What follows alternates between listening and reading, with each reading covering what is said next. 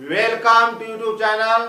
इस चैनल को लाइक सब्सक्राइब तथा अपने दोस्तों में शेयर करिए। आज का टॉपिक है समलंब चतुर्भुज, जो कि UP TET, C TET, super TET, bank, SSC, railway, police इत्यादि परीक्षाओं में इससे क्वेश्चन पूछे जाते हैं। जैसे आज का पहला क्वेश्चन है, यह भी आपका RET 2017 में आया है, दूसरा सीटेट 2019 में आया हुआ है। एक समलंब चतुर्भुज की दो समांतर भुजाएं क्रमशः 10 सेंटीमीटर और 16 सेंटीमीटर है। यदि समलंब चतुर्भुज का क्षेत्रफल 78 वर्ग सेंटीमीटर हो तो उसकी ऊंचाई क्या होगी? तो समलंब चतुर्भुज का क्षेत्रफल क्या होता है? समलंब चतुर्भुज का क्षेत्रफल, समलंब चतुर्भुज का क्षेत्रफल बराबर 1/2 गुणे समांतर भुजाओं का योग, समांतर भुजाओं का योग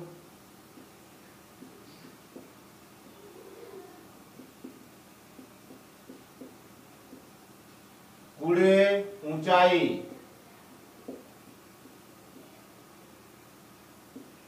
समलंब चतुर्भुज का क्षेत्रफल बराबर 1/2 गुणे समांतर भुजाओं का योग गुणे ऊंचाई।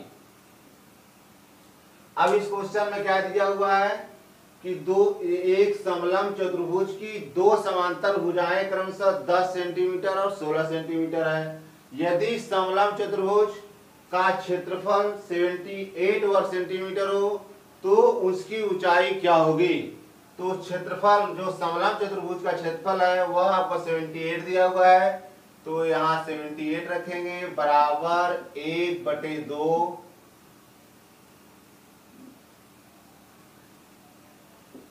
पहला समांतर भुजा 10 सेंटीमीटर है, दूसरा 16 सेंटीमीटर है, तो 10 + 16 गुणे ऊंचाई। इस क्वेश्चन में आपको ऊंचाई ज्ञात करनी है। यह हो गया 78 बराबर 1/2, 10 और 16 जोड़ेंगे, यह हो जाएगा 26 गुणे ऊंचाई। 26 में 2 का भाग देंगे, 2 × 1 2, 2 × 3 6, यानी कितनी बार कट जाएगा? 13 बार में। 13 दूनी कितना होता है? 26। अब यह हो गया 78 बराबर 13 गुणे ऊंचाई।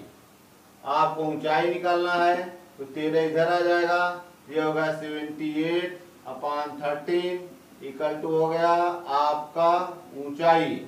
यानी समलंब चतुर्भुज की जो ऊंचाई है वो आ जाएगा कितना? 13 × 6 = 78। तो यह समलंब चतुर्भुज की जो ऊंचाई है वो आ जाएगा आपका 6 सेंटीमीटर। यह आपका आंसर हो जाएगा। समलंब चतुर्भुज की ऊंचाई 6 सेंटीमीटर आ गई। क्वेश्चन था कि एक समलंब चतुर्भुज की दो समांतर भुजाएं क्रमशः 10 सेंटीमीटर तथा 16 सेंटीमीटर है। यदि समलंब चतुर्भुज का क्षेत्रफल 78 वर्ग सेंटीमीटर हो तो उसकी ऊंचाई क्या होगी? समलंब चतुर्भुज का क्षेत्रफल बराबर होता है 1/2 गुणे समांतर भुजाओं का योग गुणे ऊंचाई।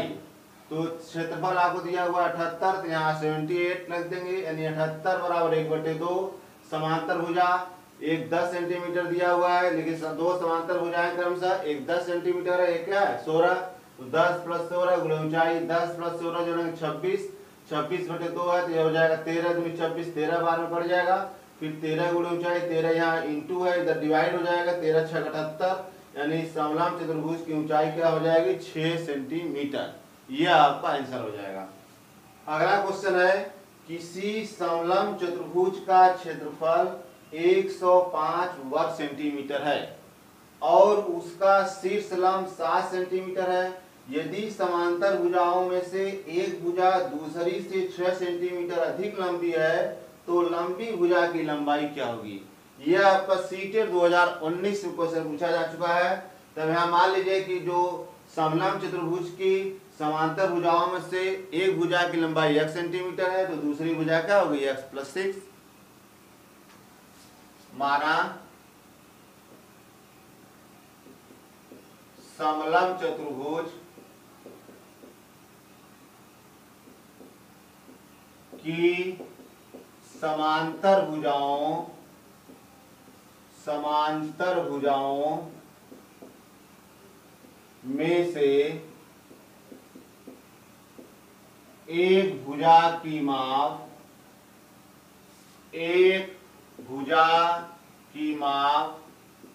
x सेंटीमीटर है, तो दूसरी भुजा की माप दूसरी समांतर भुजा की माप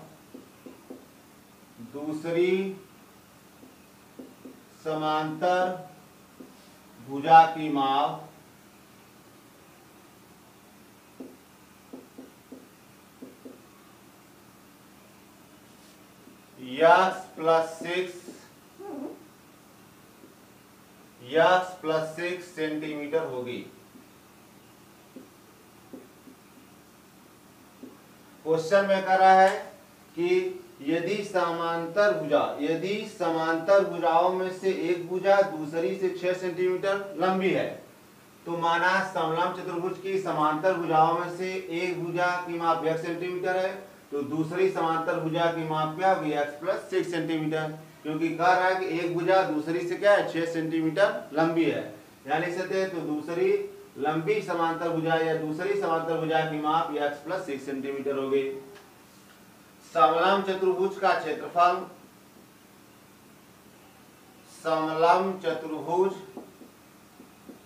क्षेत्रफल बराबर 1/2 समलंब चतुर्भुज का क्षेत्रफल बराबर 1/2 गुणे समांतर भुजाओं का योग,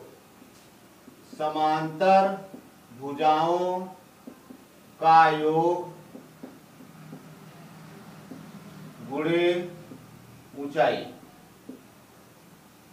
यह आपका फार्मूला है कि समलंब चतुर्भुज का क्षेत्रफल बराबर 1/2 गुणे समांतर भुजाओं का योग गुणे ऊंचाई। यह हो गया 1/2। समांतर भुजा देखिए, एक समांतर भुजा x सेंटीमीटर है, दूसरी समांतर भुजा क्या है x प्लस 6 सेंटीमीटर। यह आपको हो गया x प्लस 6 सेंटीमीटर, और ऊंचाई कितना दिया हुआ है 7 सेंटीमीटर, और समलंब का क्षेत्रफल कितना दिया हुआ है 105 वर्ग सेंटीमीटर। यह हो गया 105 बराबर 1/2। x जोड़ेंगे, यह हो गया 2x प्लस 6 इंटू 7। यह हो गया 105, इसमें से 2 कॉमन निकालेंगे, तो यह होगा x प्लस 3, यहाँ है 2 इंटू 7, 2 से 2 यहाँ कैंसिल हो जाएगा। अब यहाँ 105/7 बराबर हो गया x प्लस 3। देखिए 105/7 बराबर x प्लस 3, इसको काटेंगे तो 7 इकाई 7, 3 बचा, 7 बचे 35, यानी 15 सत्ते कितना होता है 105, इसलिए 105/7 करेंगे तो यह 15 बार में कट जाएगा, इसलिए नेक्स्ट सिस्टम में हो जाएगा 15 बराबर x प्लस 3, यानी x बराबर 15 माइनस 3 बराबर कितना हो गया 12 सेंटीमीटर। अब क्वेश्चन में कह रहा है लंबी भुजा की लंबाई, तो लंबी भुजा कौन सी होगी जो x प्लस 6 होगी, क्योंकि एक तो आपने माना है कि x सेंटीमीटर और दूसरा क्या है x प्लस 6 सेंटीमीटर, तो लंबी भुजा की माप क्या होगी, लंबी भुजा की माप यह हो जाएगा x प्लस 6, x की वैल्यू 12 है प्लस 6, यह हो जाएगा आपका 18 सेंटीमीटर, यानी जो लंबी भुजा है उसकी माप कितना हो गया 18 सेंटीमीटर। क्वेश्चन दिया हुआ है कि किसी समलंब चतुर्भुज का क्षेत्रफल 105 वर्ग सेंटीमीटर है तथा उसका शीर्ष लंब यानी ऊंचाई 7 सेंटीमीटर है, फिर आगे कह रहा है यदि समांतर भुजाओं में से एक भुजा दूसरी से 6 सेंटीमीटर क्या है लंबी है, तो लंबी भुजा की लंबाई क्या होगी। तो मान लीजिए कि समलंब चतुर्भुज की समांतर भुजाओं में से एक भुजा की माप x सेंटीमीटर है, तो दूसरी समांतर भुजा की माप क्या होगी x प्लस 6 सेंटीमीटर, क्योंकि दूसरी जो भुजा है वह 6 सेंटीमीटर लंबी है। समलंब चतुर्भुज का क्षेत्रफल हो रहा है 1/2 गुणे समांतर भुजाओं का योग गुणे ऊंचाई। समलंब चतुर्भुज का क्षेत्रफल 105 दिया हुआ है, यहाँ आप 105 रख दिए हैं। तो समलंब चतुर्भुज का क्षेत्रफल 105 बराबर 1/2 x प्लस x प्लस 6। एक भुजा आपका x है और दूसरी भुजा क्या है x प्लस 6 है। एक भुजा आपका x है, दूसरी भुजा x प्लस 6 है।